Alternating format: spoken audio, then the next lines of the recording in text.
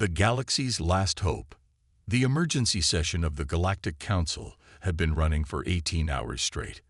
Ambassador Thane of the Zephyrian Empire stood before the massive holographic display that showed the current state of their war against the Harvester fleet. Red markers indicated lost systems, yellow showed worlds under siege, and the few remaining green dots representing safe territory were shrinking by the day. Thane's four arms gestured frantically as he addressed the assembled representatives from 43 different species. His blue-scaled face showed the exhaustion that plagued them all, but his voice remained steady despite the dire circumstances they faced. "Honored delegates, we have lost another 3 systems in the past week," Thane announced, his translator device converting his words into dozens of languages simultaneously. The Harvesters consumed the entire Rigel sector, including 2 billion civilians who could not be evacuated in time. A collective shudder ran through the assembly. The Harvester fleet was unlike any enemy they have faced before. The mechanical ships appeared from the void between galaxies, consuming entire worlds and converting the raw materials into more ships. They showed no interest in communication, negotiation, or mercy. They simply harvested everything in their path with ruthless efficiency. Councillor Nyx of the Crystalline Collective raised one of her translucent appendages. "What of the combined fleet at Vega Prime? Surely our united forces can mount an effective defense." Thane's expression darkened further. The Vega defense lasted 6 hours. Admiral Korax managed to evacuate 30% of the civilian population before the Harvesters broke through our lines. The mechanical fleet adapted to our tactics within the first hour of engagement. The truth was becoming impossible to ignore. Every battle followed the same pattern. The galactic forces would engage the Harvesters using tried and tested military doctrine. They would achieve initial success, destroying dozens or even hundreds of enemy ships. Then the Harvester collective intelligence would analyze their tactics, adapt their formations, and overwhelm the defenders through sheer numbers and tactical superiority. Elder Vorn of the Ancient Syndicate stood slowly, his elderly frame supported by anti-gravity stabilizers. As the oldest member of the council, his words carried significant weight among the assembled delegates. "We have exhausted every conventional strategy," Vorn said, his voice carrying the wisdom of centuries. "Our greatest military minds have developed plan after plan, yet the Harvesters continue their relentless advance. Perhaps it is time to consider unconventional solutions." Ambassador Thane nodded grimly. The Zephyrian archives contain references to beings from the Outer Rim territories. Legends speak of a species that evolved on a world so hostile that survival itself forged them into something beyond normal understanding. Murmurs of confusion and skepticism rippled through the assembly. Councillor Nyx's crystalline form flickered with patterns of doubt. "You speak of myths and stories told to frighten younglings. Surely you cannot suggest we pin our hopes on fairy tales." Thane activated a personal holographic projector, displaying ancient text recovered from archaeological sites across the galaxy. "These are not fairy tales, Counselor. Multiple civilizations throughout history have recorded encounters with beings they called Deathworlders. The records described creatures capable of surviving in environments that would kill any known species within minutes." The text scrolled across the display, showing fragments of accounts from different eras and locations, ships appearing from nowhere in the void between stars, beings who could function in vacuum for short periods, warriors who continued fighting despite injuries that would incapacitate any normal soldier.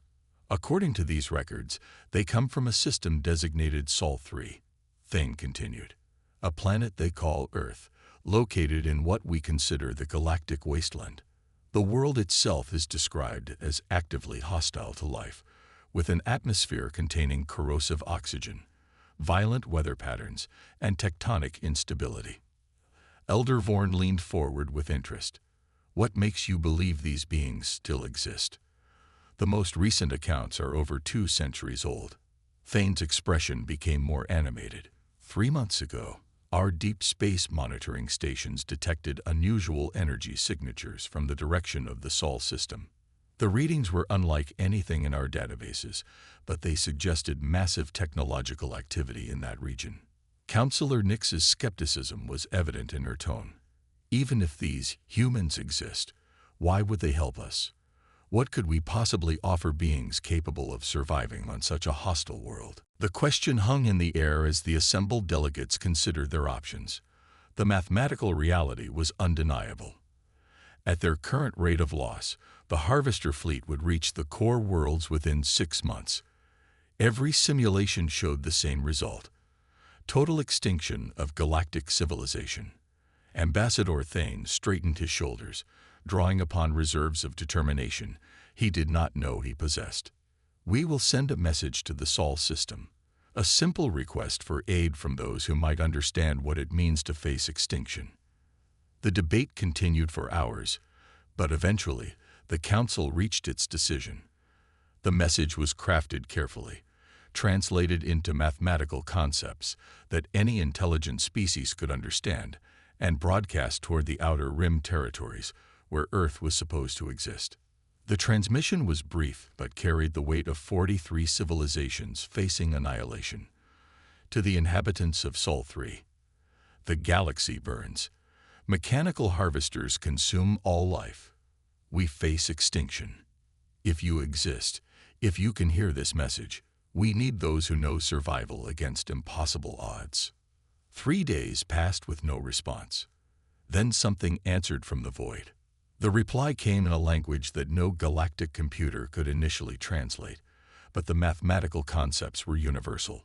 The message was short and carried an undertone that made even the most experienced diplomats nervous. Message received. Situation understood. Fleet dispatched under Captain Elena Vasquez. Prepare docking facilities at Kepler Station. Warning: do not attempt to scan or interfere with human vessels during approach. Captain Elena Vasquez stood on the bridge of the UES Thunderstrike, studying the star charts that showed their destination. At 38 years old, she commanded humanity's most advanced deep space exploration vessel, though few people outside of Earth's military leadership knew the ship's true capabilities.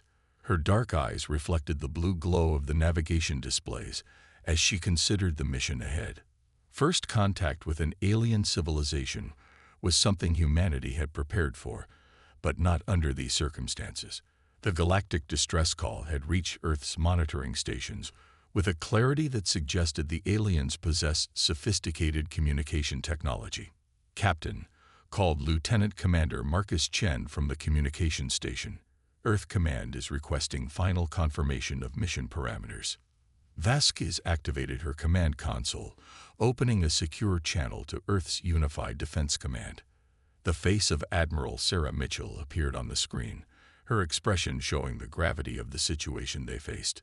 "Elena, are you certain about this deployment?" Mitchell asked. "Once we reveal ourselves to the galaxy, there's no going back. Humanity will no longer be hidden among the stars." Vasquez had considered this question during the 3-day journey to reach the staging area.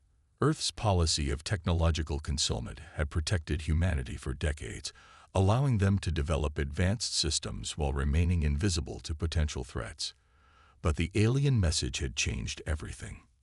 "Admiral, their distress call indicates they're facing extinction from a mechanical enemy that adapts to conventional tactics," Vasquez replied.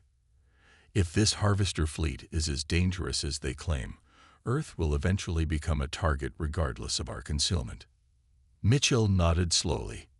"The Joint Chiefs agree. You have full authorization for military intervention. Rules of engagement are at your discretion, but remember that you're representing humanity to the entire galaxy." The connection closed, leaving Vasquez alone with her thoughts. Around her, the bridge crew worked with quiet efficiency.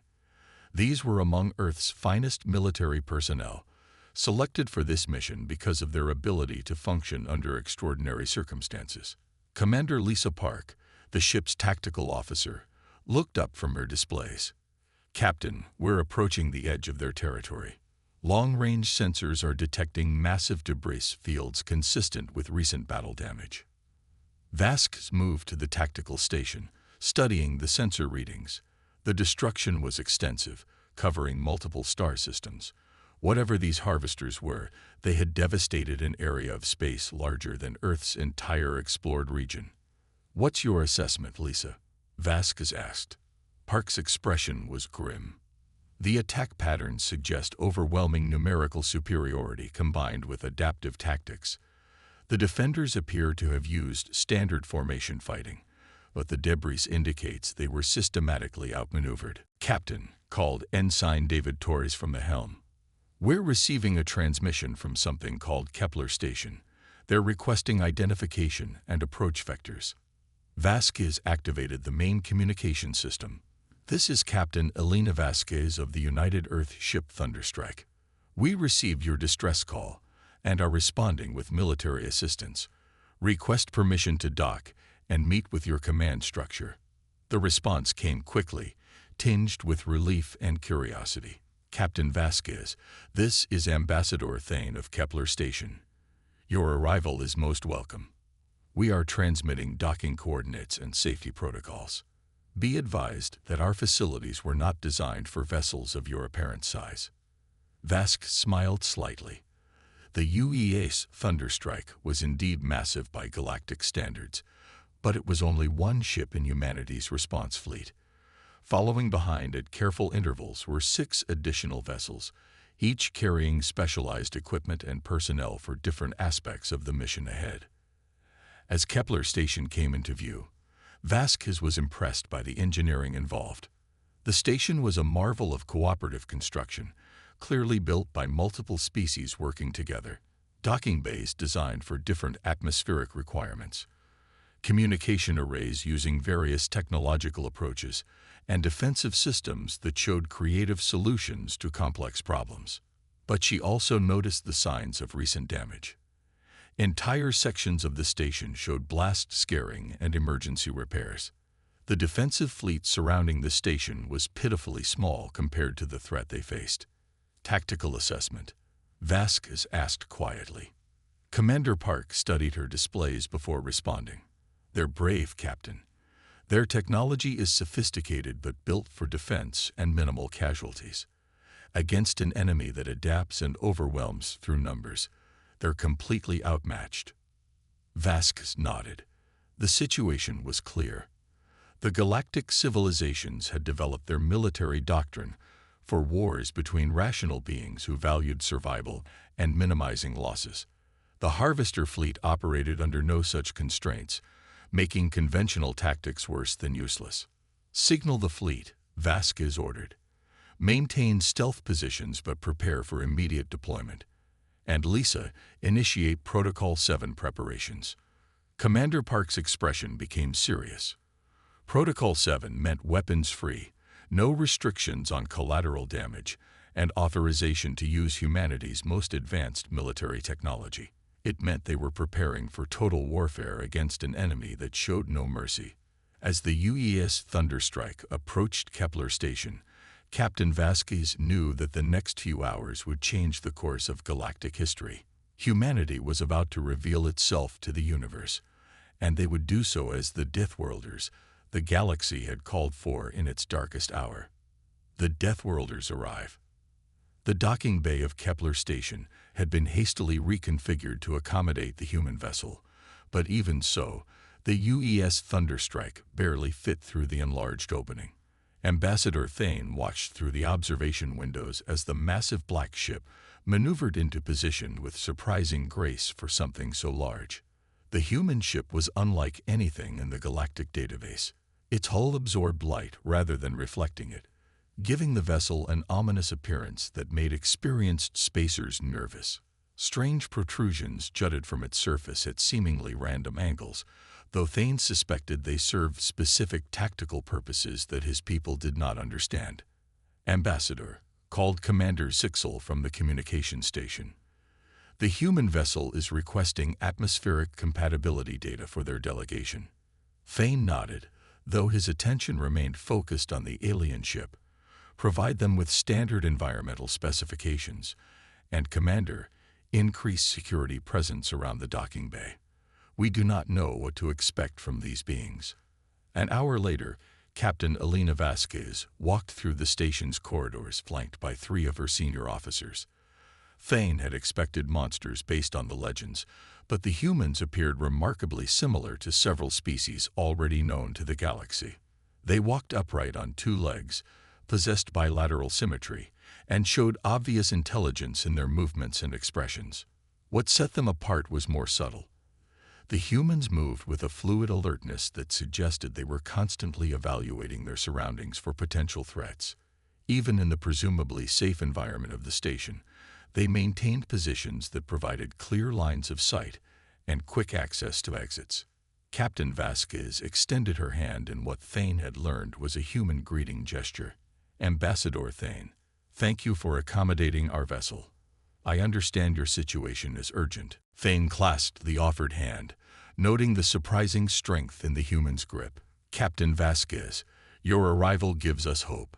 The Harvester fleet grows stronger with each system they consume. Our conventional forces cannot stop them." Vasquez listened intently as Thane explained the tactical situation. The Harvesters operated through a collective intelligence that could adapt to any strategy within hours of first contact. They showed no interest in preserving their individual units, using suicide tactics that overwhelmed traditional defensive formations. "Show me the battle recordings," Vasquez requested. In the station's main tactical center, Thane displayed the most recent engagement data. The human captain studied the information with intense focus, occasionally asking questions that revealed a deep understanding of military strategy and logistics. "Your formations assume the enemy values unit preservation," Vasquez observed. "But these harvesters treat their ships as expendable resources. You're fighting a conventional war against an enemy that operates under different rules." Commander Zixel leaned forward. "What would you suggest, Captain? Our greatest military minds have exhausted every tactical option." Vasquez exchanged glances with her officers before responding. "We suggest you observe our approach. Perhaps you can learn something that will help in future engagements." Before anyone could ask for clarification, alarms began sounding throughout the station. The tactical displays lit up with thousands of red contacts approaching from the outer system. The Harvester fleet had arrived in force, bringing enough ships to overwhelm any conventional defense. "All stations, battle alert," Ambassador Thane commanded. "Deploy defensive formations according to Protocol Alpha 7. The station's defensive fleet moved into their practiced positions. Cruisers and destroyers arranged themselves in carefully calculated patterns designed to maximize overlapping fields of fire while maintaining mutual support. It was textbook military doctrine, executed with precision by experienced crews. Captain Vasquez activated her communication device. "UES Thunderstrike. This is the captain. Initiate combat deployment of all fleet elements. Authorization Omega Black." Through the observation windows, Thane watched as 6 additional ships materialized from seemingly empty space. The human vessels had been hidden using technology that rendered them completely invisible to the station's sensors. Each ship was as large as the Thunderstrike, their hulls bristling with weapons that defied easy categorization. "Impossible," whispered Commander Zixel. "How did they mask 7 capital ships from our detection systems? We're from a world that spent 4 billion years trying to kill everything that lived on it," replied Commander Chen, who had accompanied Captain Vasquez to the station. "Stealth technology is a survival necessity when you evolve in an environment where being noticed means being eaten." The human fleet moved toward the approaching Harvester swarm with purpose that contrasted sharply with the defensive positioning of the galactic forces. Rather than waiting for the enemy to come to them, the human ships accelerated directly toward the largest concentration of Harvester vessels. "Captain Vasquez," Thane said urgently, "your ships are moving into the center of their formation. That's tactically unsound. You'll be surrounded and overwhelmed." Vasquez's expression remained calm. "Ambassador, you called for those who know death. Did you expect us to fight according to rules that have already proven ineffective?" The first contact between human and Harvester forces redefined galactic understanding of warfare. Instead of the careful, targeted strikes preferred by civilized species, the human weapons released devastation on a scale that made reality itself protest. The lead harvester ships simply ceased to exist when the human weapons touched them. Not destroyed in conventional terms, but unmade at the quantum level, their matter scattered across space as individual atoms glowing with residual energy. But the humans did not stop with single targets. Their weapons created cascading effects that reached across impossible distances, establishing kill zones that consumed entire formations of enemy vessels. The mathematical perfection of the harvester swarm dissolved into chaos as millions of ships were reduced to expanding clouds of luminous particles.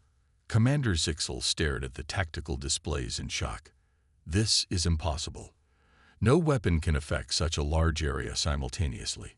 Human weapons can. Captain Vasquez replied. We don't build tools to fight fair. We build them to ensure our enemies can never threaten anyone again. The battle lasted 47 minutes. When it ended, the space around Kepler Station was filled with slowly dissipating energy clouds where millions of harvester ships had once existed. The immediate threat was eliminated so completely that the station's sensors could detect no trace of enemy vessels. In the stunned silence that followed, Ambassador Thane struggled to process what he had witnessed. Captain, how is such destruction possible? Your weapons violate every known principle of physics. Commander Park stepped forward. Physics works differently when you develop technology on a world where the environment actively tries to kill you every day. We learn to make tools that function regardless of the rules our enemies follow. The implications of humanity's intervention spread quickly throughout the galaxy. Word of the battle traveled faster than the human fleet, carried by quantum communication networks that connected thousands of worlds. The message was simple but profound. The Deathworlders had answered the call, and they brought weapons that could unmake the harvester threat. Over the following weeks, Captain Vasquez met with leaders from dozens of civilizations. The conversations always followed similar patterns. Initial relief that the immediate threat was ended, followed by growing concern about humanity's military capabilities, and finally acceptance that the galaxy had fundamentally changed. What do you want from us? Ambassador Thane asked during one of their private meetings. Your people could demand anything after what you've done. Vasquez looked out at the stars visible through the station's observation deck. We want what you wanted when you sent that message.